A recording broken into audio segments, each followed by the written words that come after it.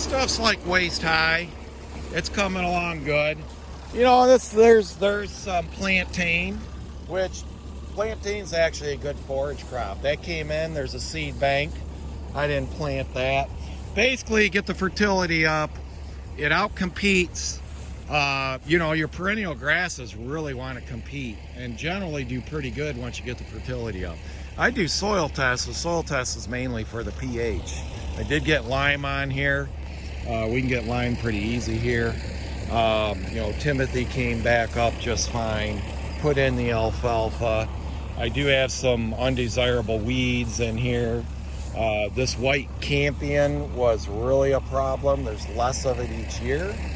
But really, if you don't have livestock, it probably wouldn't work out. You would have had to do something with the weeds and the hay. But you can see forage volume-wise. And then I started adding manure to this a couple years before I started, before I was gonna replant it. Before that, it was just a perennial grass hayfield, mostly brome, and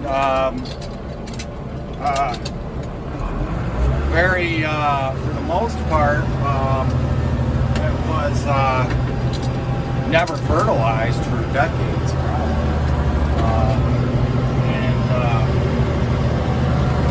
So fertility was pretty low. pH wasn't horrible on it, but it was in, you know, I think it was around 6.3, 6.4. So it probably took a year for that pH to really get in. I was able to plow the pH, you know, the lime in and some manure. But it takes a while, you know, trying to get about 3 to 4 tons per acre of manure in a year.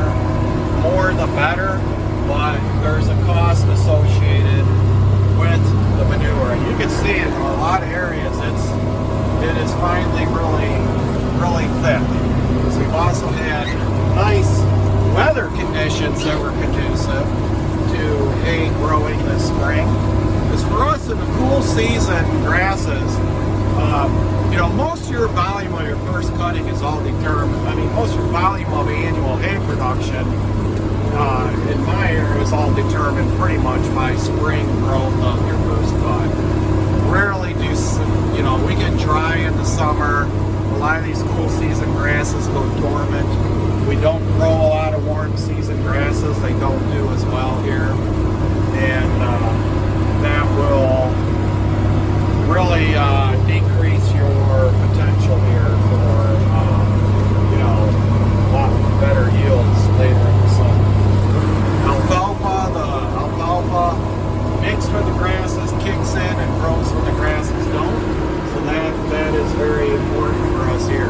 Just growing a straight grass crop, you're gonna have a lot of problems. Now here I got a bunch of that white campion.